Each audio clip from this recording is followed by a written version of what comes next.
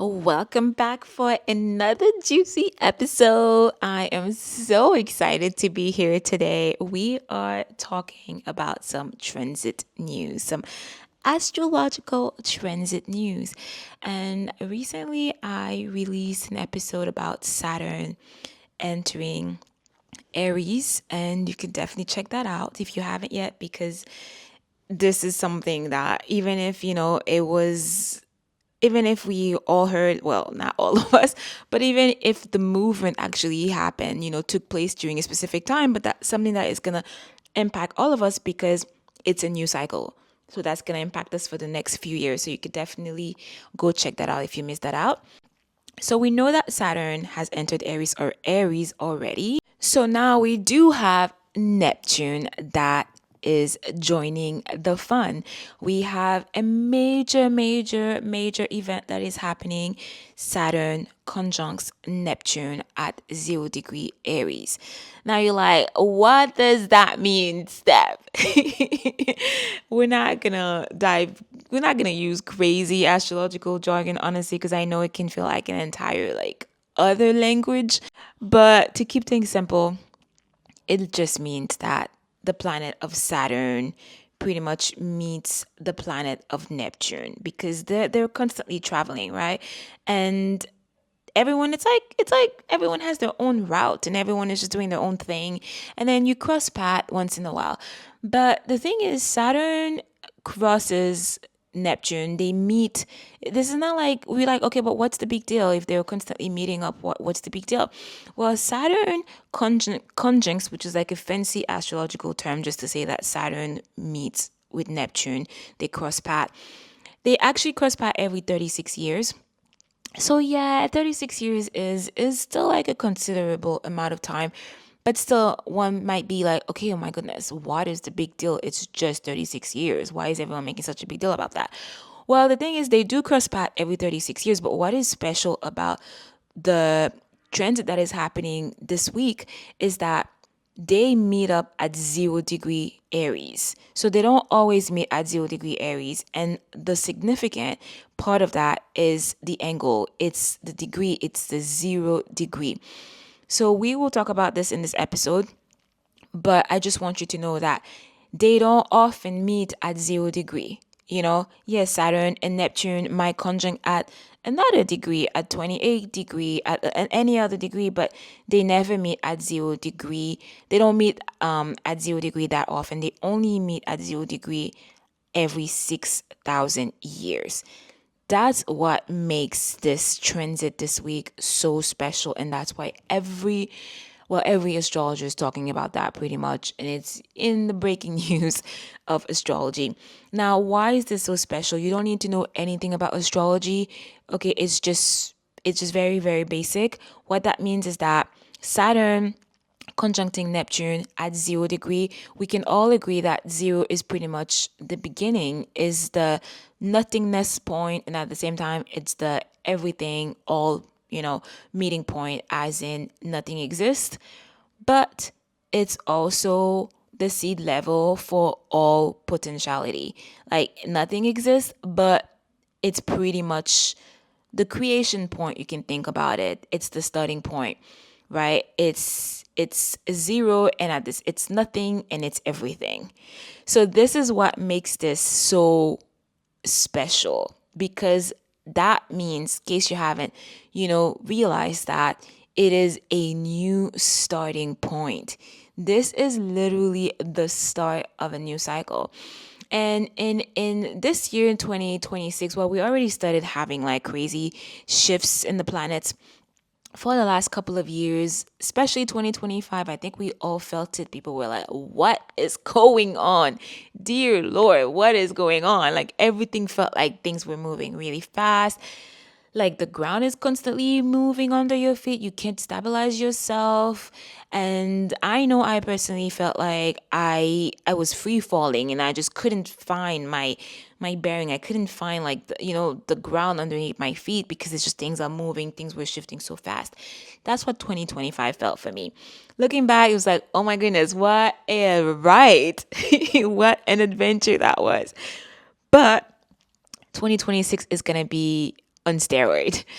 Things are supposed to stabilize a bit 2027 and beyond, but 2026 is literally the year where things are going to be on steroids. And in case some of us are aware that it's also the year of the fire horse, which pretty much we just entered officially. It's Chinese New Year. Chinese New Year, yeah, pretty much we are literally like in the Chinese New Year right now and starting the year of the fire horse. I made another episode about that to talk about what to expect in the fire horse. But honestly, I've decided this year to take it like, let's go, let's do this. Because you know what they say, when you can't beat them, what do? You join them. So this is what we all need to do this year because you cannot control any of this. You cannot, you can't you don't think you're going to be able to hide somewhere in a hole. I'm not saying this to be alarmist. I don't want to say this to be I really don't like when astrologers make things seem like all doom and gloom. I want us to see things from a bright side. It's like we need to see this as this is a grand adventure that is going to shake things up, and we need to prepare ourselves for the ride, which is why we're talking about these things. It's like a weather forecast in a way, right? We want to know what's the weather. Is it raining? Do I need to bring up my raincoat, my umbrella? What do I need to do? What's the temperature? Is it going to be minus 25? Shout out to all my Canadian friends. I am with you. I'm with you by spirit through the Canadian winter. Is it going to be minus 25 with a snowstorm? Okay, I'm going to stop. Or is it gonna be I don't know, plus 30 in the middle of the desert? For my Fahrenheit friends, I'm really sorry, but I'm just not used to the Fahrenheit conversion that much. But all this to say that this is why we're doing those. This is why I'm talking about those transit. This is why we're talking about these things in a way for them to be practical and okay, how is this going to impact my life? What is the point of me knowing this? What can I do about it? So we said that this transit is extraordinary. Okay, it is. It doesn't happen. It didn't happen in your life. It didn't happen in your parents, your grandparents, your great great great great great grandparents, unless you know anyone who's 5,000 years old. Our planet wasn't even like it is right now. So this is pretty much a once in a lifetime. That's why everyone is talking about it. Yes, they meet up every 36 years, Saturn and Neptune, but never at the starting point of zero. So, what does that mean? Let's do a quick review about Saturn. I love Saturn. Okay, some days I'm like, all right, Saturn, listen, we need a little break. But generally speaking, I really love Saturn. And Saturn gets a bad rep, but I already talked about Saturn. We have a whole episode about Saturn if you feel like you don't fully understand what Saturn is about. But Saturn, again, is all about structure. I like to talk about Saturn as the Mr. Miyagi. Remember that movie?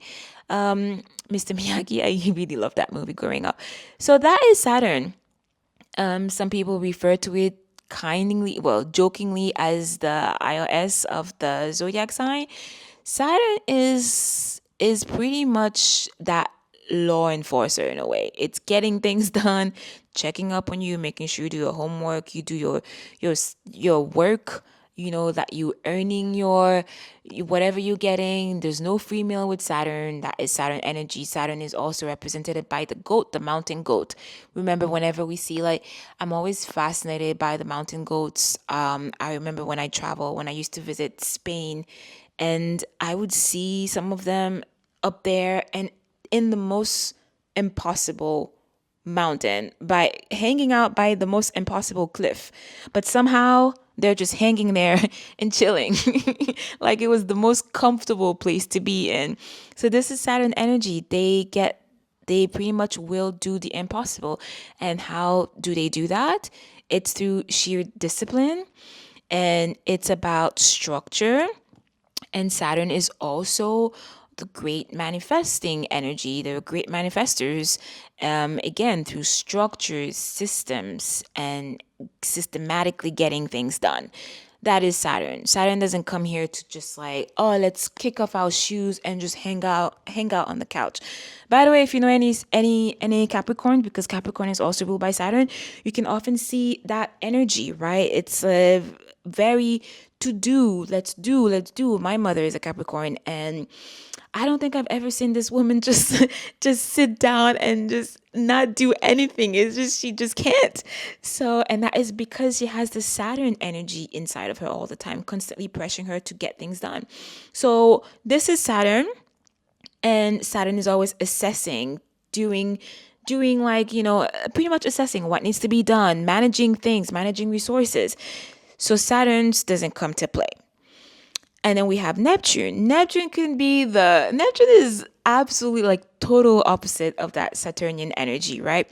But Neptune is also a generational planet. It doesn't affect you in the day-to-day individual personal way. It's more of a planet that affects the collective.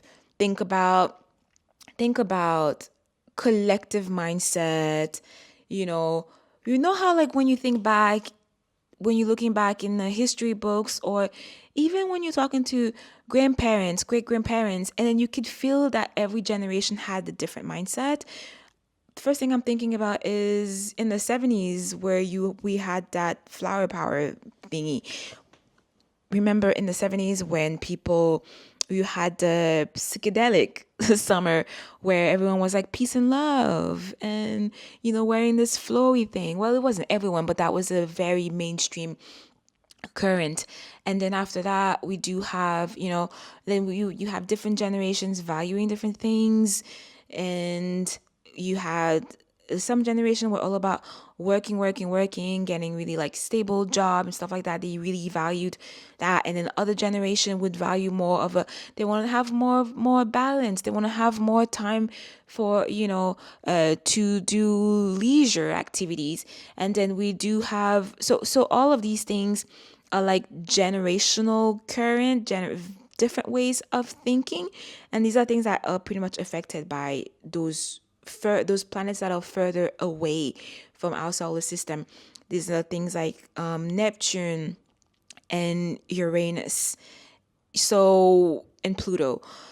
So now that we do have Saturn, which is very matter of fact, which is very tangible, very get the work done, and then we do have Neptune, which is all about collective visions, myths, ideology, spirituality. One thing we can actually also see that people are more comfortable talking about spiritual stuff, whereas in my mother's generation, no one was really talking about reincarnation and past lives casually the way I'm doing this right now.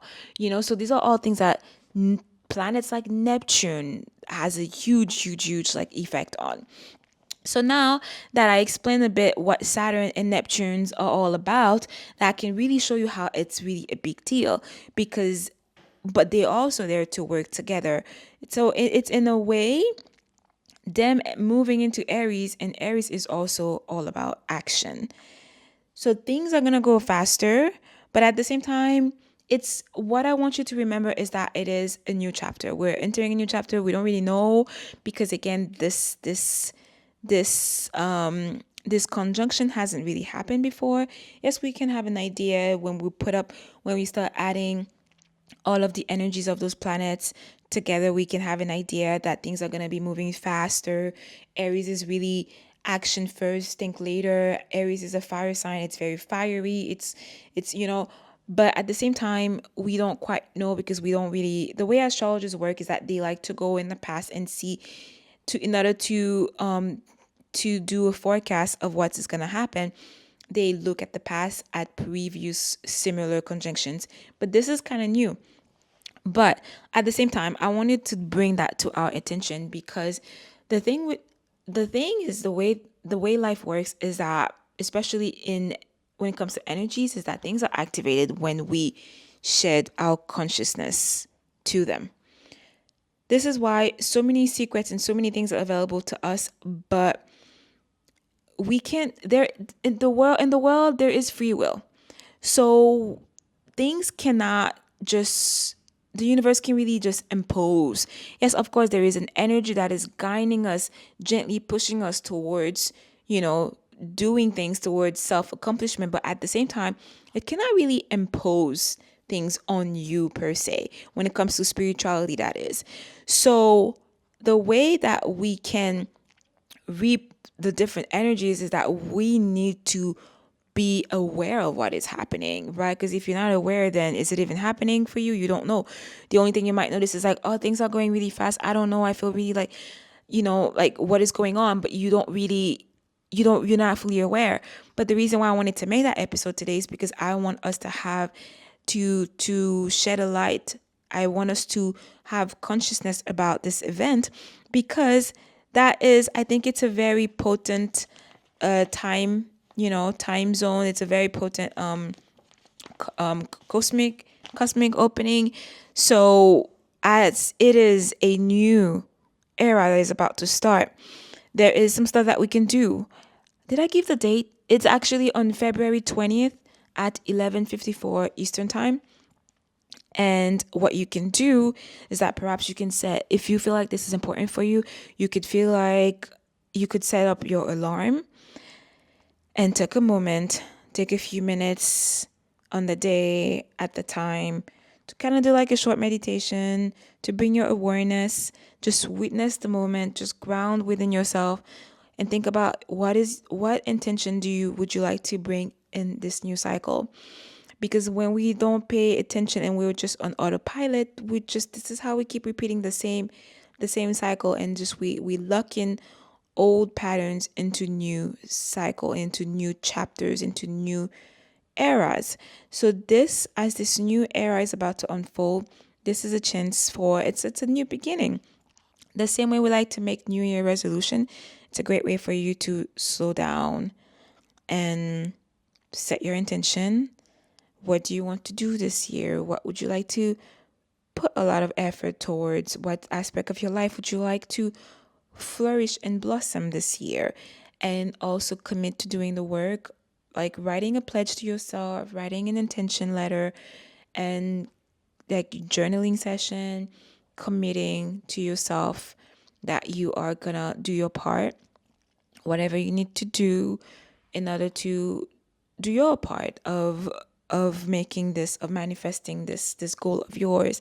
And at the same time, try to think about how it can also benefit others, because again, Neptune is all about collective changes. So it's not a time where you could be like, oh well, I want to win $5 million just so I can go buy myself a yacht and isolate myself from the entire world and just be with me and my boyfriend, husband, and just no, this is not the energy that is in the cosmos right now. So in order to get the support of the cosmos, we also need to be in alignment with the energies that is happening. And Saturn is a great manifester, and Neptune is all about collective changes, the community, the unit, us as a group, strong together. So whichever intention you have, this is my invitation for you to find a way to reassess it from like a greater good for like the community also. For example, let's say you wanted to have a business. So really focus on what is going to be the benefit, how is going to be for also the greater good, not just for you, not just for your financial personal life, but also affecting other people in which, positive ways that you could make a positive change into your community and into the collective. This is what Neptune is all about. This is what Neptune and Saturn conjuncting Aries and the energies in the world can actually help support all of those projects, great projects that are there to support and in alignment with community. On that note, my loves, I hope this episode was helpful. And as usual, you can always get a birth chart reading with me. We could go into your transits to see how the planets affecting different houses for you this year. And I will see you in the next one. All the links are down below, and I will see you in the next one, my love. Bye.